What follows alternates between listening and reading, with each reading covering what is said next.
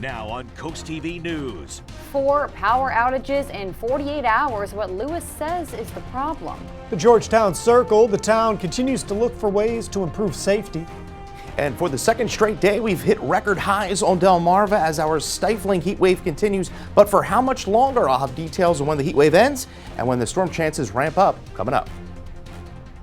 This is CoastTV News at 5. Power lines in Lewes going out. Good evening. I'm Madeline Overturf. And I'm Charlie Sakaitis. Welcome to our News at 5. If you live or have visited Lewes in the last week, you know late night power outages have plagued Lewes Public Works customers. Coast TV News reporter Brandon Ferguson live there in Lewes. And Brandon, you're on a street where customers say these outages left them frustrated and scared.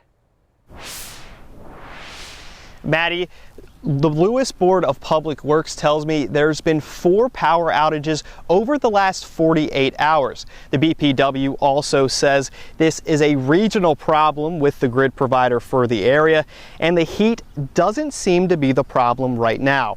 One man Coast TV spoke with said this is especially scary, losing power overnight. If it happens at 2, 3 o'clock in the morning, you're sleeping, you may be okay, but the elderly, your children, your pets, it's not good for any of them. President of the board for the Lewes BPW, Tom Pineda, tells me their contractors are doing an evaluation right now to see what exactly caused these outages, but he couldn't 100% guarantee that the power wouldn't go out again. Live in Lewes, Brandon Ferguson, Coast TV News. As of 3 p.m. this afternoon, there were 2 outages reported from Delaware Electric Cooperative and 0 at this time from Delmarva Power. This brings us to our Coast TV poll. We want to know, do you change how you use electricity during heat waves? It's a good question. Let's take a look. And 46% say they shift the usage time when they really use that. 54% say no change. Nobody says they use less AC, and nobody says they try but forget. I think I'm kind of a shift usage time. Like I try not to do laundry or run the dishwasher when it's super hot. Yeah, right? Luckily we're usually at work for the super hot parts of the time. But if you haven't voted yet, you can still do that at coasttv.com or use our Coast TV mobile app. And if you planned on going to the concert in the park tonight in Milton, time to change those plans. The Milton Chamber of Commerce announced that the event has been canceled. That is due to the current heat advisory here in the area. The heat did not keep folks away from the historic Lewes Farmers Market, though, at Crooked Hammock. People there tell us one of the perks of the market is that there are plenty of ways to find some relief while you browse. Quite a few people have little fans that are set behind their tents that keep them warm or keep them cool also. And the restaurant's also great to us. They've opened up. So if anybody needs ice water or if anyone needs a cool place to sit down for a few minutes. A lot of people get out to try to beat the heat and not have to truck too far with their vehicle too. So it's nice that they can come here, park, and walk in real easy. The Lewes Farmers Market at Crooked Hammock is 8 to 11:30 in the morning every Wednesday through September 3rd.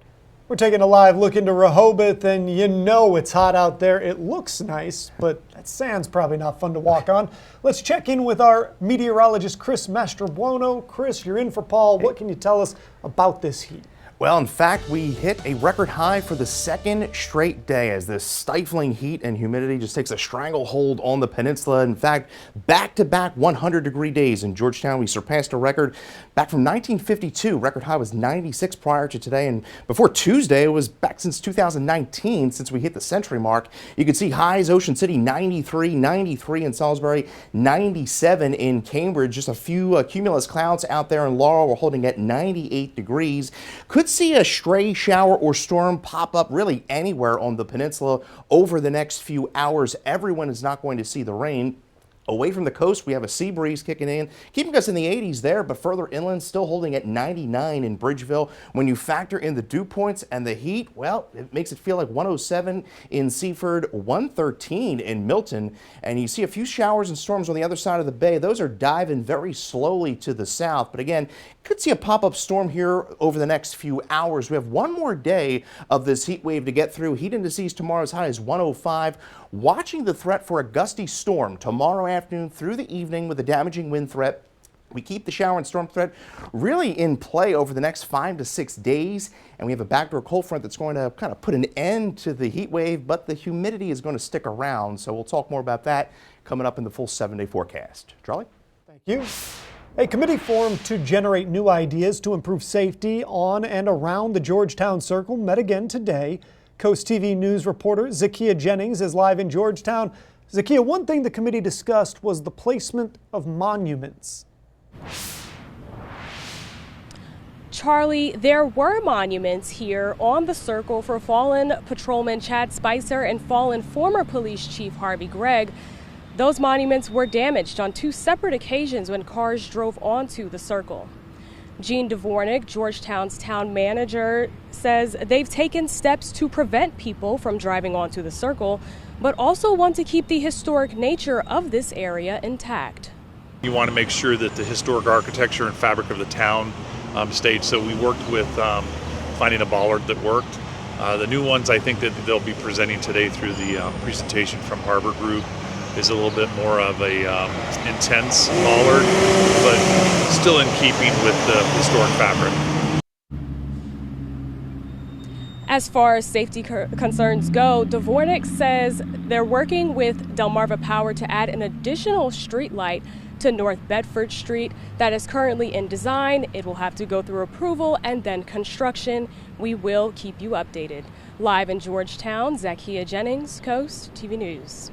We're still waiting to hear when a special election will be held for District 20. This after Stell Parker Selby resigned Tuesday after being absent the entire legislative session. Republican Nikki Miller is making another run for District 20. She officially filed for the 2026 election today. She can't file for the special election until a writ of elections is issued, which the Speaker of the House can do in the next 10 days. Miller nearly flipped the seat in 2024, losing to Stell Parker Selby by just 275 votes. We're already going to plan, to file for today. And then with the news of the special election, we started to think, should we reschedule? And it's like, no, you know what? We had this planned. No matter what, whether I'm the chosen candidate for the party to run in the special, we knew we were filing today. So we're here and we're excited. No Democrats have filed for the District 20 seat in the 2026 election yet. Officials with the District 20 Democratic Committee say they're interviewing candidates for the special election this weekend. Democratic candidates vying for that vacant seat in the House of Representatives can take part in a public forum, though. That's Thursday, July 3rd at the Lewes Public Library. The Sussex County Democratic Committee announced late Tuesday the event runs from 6:30 to 8:30. It's open to all registered Democrats. However, only candidates who live in the 20th District may participate. On the same day Stell Parker Selby resigned, Delaware House Speaker Melissa Minor Brown began facing new controversy. House Democrat Sharia Moore of Middletown sent the Speaker a cease and desist letter. Coast TV News reporter and anchor Christina DeRobertis in the newsroom. Christina, Representative Moore is accusing Minor Brown of retaliation and defamation. Yeah, Maddie and Charlie, according to that letter sent by Sharia Moore's attorneys, the issue is surrounding Senate Bill 21. It's a bill that changed Delaware's corporate law.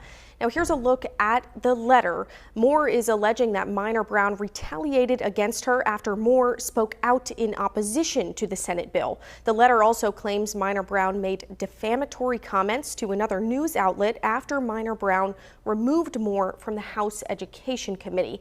And we did reach out to Speaker Minor Brown about the cease and desist letter. She said she hadn't gotten the chance to read it yet. She also said, quote, Right now, with 3 days of the session left, I'm focused on making sure we meet our constitutional deadline to pass a balanced budget by June 30th and that we are delivering for our constituents. Now, Moore's attorneys are demanding a public apology within 30 days, or they say legal action could follow. Back to you guys. A new health department building officially opens its doors tomorrow. We're going to explain what that means for you. Well, spotty thunderstorm early this evening. Otherwise, another warm and muggy night. We're tracking storms for our Thursday and more heat. My full forecast in minutes. World leaders meeting a ceasefire holding, but clarity on just how effective the U.S. bombing of Iran was, that remains a question. Up next. This is Coast TV News at 5. President Trump heading home after a full day with global leaders at the NATO summit as his fragile ceasefire between Israel and Iran is holding. While the president is claiming a big win in setting back the Iranian nuclear program, questions do remain on how successful the mission was. As NBC's Monica Alba reports, the White House is on defense while Democrats are demanding answers. As the fragile ceasefire between Israel and Iran holds, President Trump still celebrating a win and praising U.S. strikes on Iran's nuclear facilities. It was very successful. It was called obliteration. And claiming an end to what he calls a 12-day war. Speaking today at the NATO summit, the president says his team could discuss next steps with Iranian officials. We're going to talk to them next week with Iran. We may sign an agreement. I don't know. But questions remain on whether the airstrikes were as successful as the administration says. An initial assessment by the Defense Intelligence Agency concludes that Iran's enrichment programs were only set back by months. That, according to 3 sources. The president, pressed by NBC News, pushed back hard, saying the report isn't final. The report said what it said, and it was fine. It was severe, they think, but they had no idea. They shouldn't have issued a report until they did. The president also questioned on possible intelligence on whether the Iranians had moved enriched uranium prior to the strikes. We think we hit them so hard and so fast they didn't get to move. And if you knew about that material, it's very hard and very dangerous to move. Some lawmakers have seen the report and want more answers. Do we know whether the uranium was there? Do we know whether the centrifuges were there? What is the state of those facilities? What is the timeline in which Iran could try to break out and build a bomb?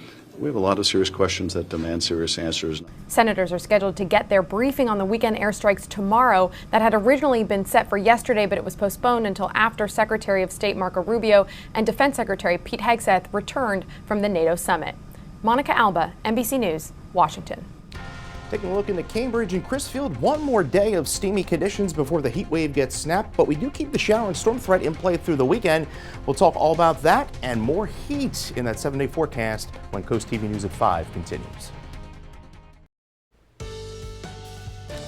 Well, it has been quite a stretch of heat, 8 straight days of 90-degree-plus temperatures and back-to-back triple digits. We came just shy of that on Monday as this brutal heat wave continues. We continue to see those heat indices anywhere between 105 to 108, still holding at 99 in Milford right now. And you can see temperatures away from the coast, 97 in Bridgeville. We're at 99 in Seaford, 99 in Willards. Cooler along the coast with a sea breeze. We're at 88 in Bethany and 88 in Rehoboth Beach, but still feels like 100 in Bethany with the heat index.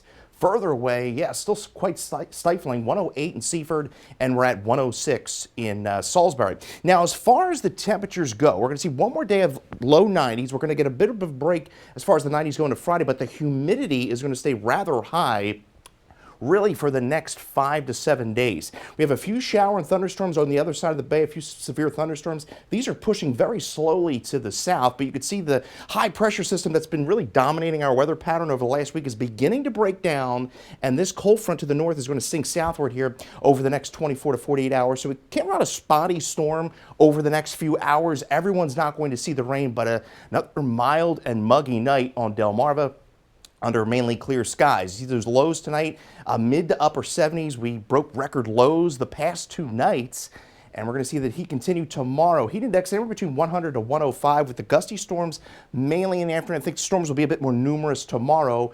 More clouds than sun into Friday as that backdoor front pushes through, but still going to keep the muggy conditions around. Highs tomorrow, anywhere from 89 to Lewes, 92 in Georgetown, 95 Cambridge. So low to mid 90s, I think, interior Delmarva, and then upper 80s to lower 90s at the coast. Again, those heat indices anywhere between 100 to 105, 107 before those showers and storms develop through the afternoon. And then we are looking at cooler air into Thursday.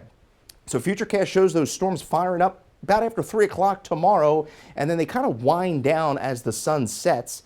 And then we'll see the clouds in play for Friday. A few spotty showers Friday. I think most of Friday is dry, but a cloudy day. And temperatures, I think, are going to struggle to get to 80. I think the further south you go in Delmarva, the warmer it gets. Now, the Storm Prediction Center does have a marginal risk for the primary threat of a damaging wind threat, where we do see those storms in fact develop through Thursday evening. But we keep the rain threat in play really through Tuesday. Not a complete washout of a weekend, but we kind of go through that same pattern of heat, humidity on Saturday with a chance of an evening thunderstorm, and then a better chance of storms Sunday night into Monday. And then we see a stronger cold front come through Tuesday into Wednesday, and then things are looking a bit drier and better through middle part of next week. Spotty storm early, a warm and muggy night, 75, 91 tomorrow, the last day of the heat wave with those afternoon and evening storms firing up, and then much cooler into Friday, 80. But again, the humidity is still going to be rather high. Dew points are going to be in the mid 70s with a few scattered showers and storms possible. Now your 7-day forecast shows 90 into Saturday, right around 90 basically from Saturday through Tuesday, with a better chance of, I think, thunderstorms coming in Sunday into Monday, and then we could see some scattered storms with that cold front pushing through Tuesday, but then we dry out midweek with a temperature of 86 degrees. Chris, thank you.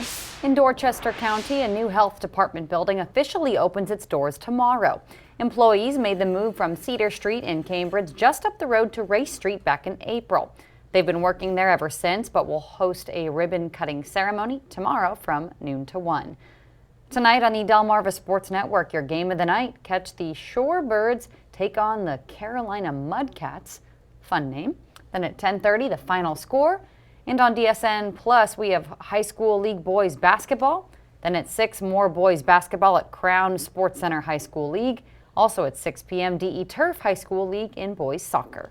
And coming up, a decline in new home sales. Stay tuned. We're going to tell you more about that on News at 5. We salute Donald Fitzgerald. Donald Fitzgerald served bravely with the 1st Cavalry Division during the Vietnam War. While stationed in An Khê, he carried out the dangerous and vital task of recovering downed aircraft and equipment under combat conditions. His courage and dedication exemplify the strength and sacrifice of those who served. We proudly salute Mr. Fitzgerald for his honorable service to our nation. Spicer Brothers and Coast TV are honoring military persons and first responders serving Delmarva. If you have a family member, friend, or community member that you would like to nominate for a Coast TV salute, go to coasttvsalutes.com. If you're in the market for a new job, you might have to wait longer than you would like. The job market appears to be cooling. The recruiting firm Robert Half recently asked more than 2,200 U.S. managers about hiring and found that 93% say the process is taking longer than it did 2 years ago. And one of the big reasons why is they're overwhelmed with applicants. Dawn Fay, who works at Robert Half, says the hiring slowdown is happening across all industries. It's not just some of the more senior level positions. We're seeing them at entry level roles as well.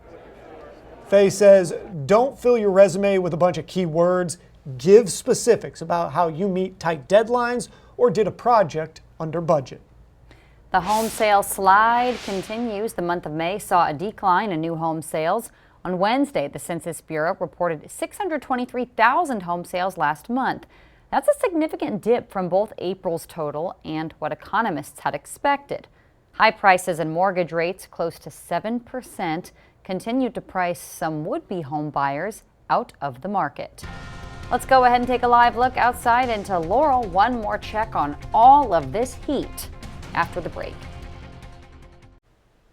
Well, it's been another record-setting day of high temperatures on Delmarva. We're holding at a steamy 99 in Milford. Can't rule out a spotty storm over the next few hours. Otherwise, temperatures falling to around 84 by around 9. So another very warm night ahead. And we have one more day of really high heat tomorrow. Inland and eastern shore lower to mid 90s with afternoon showers and storms upper 80s to lower 90s. At the coast, some of those storms tomorrow afternoon could be a bit gusty with some damaging winds. And we're going to see high UV index here. 9s really for the next 5 days. We could drop a bit there on Saturday with some added cloud cover. And the mosquitoes, yeah, they are high in full force here with the high humidity Thursday, Friday through Saturday. Sean McNamara of Rehoboth Beach, Delaware, you're the winner of our Paul Davis umbrella. And you get your forecast anytime by dialing the First Alert Weather phone. And your Paul Davis 10-day shows 80 on Friday as that backdoor front pushes through. We do keep this thunderstorm threat in play through Thursday, but good news is 4th of July right now, not looking too hot and looking dry with a high of 87. All right, Chris, thank you, and thanks for joining us here for Coast TV News at 5. For more news, more local weather, download our Coast TV News app. Inside Edition is up next. And we're going to see you later tonight for Coast TV News at 6. Have a great evening.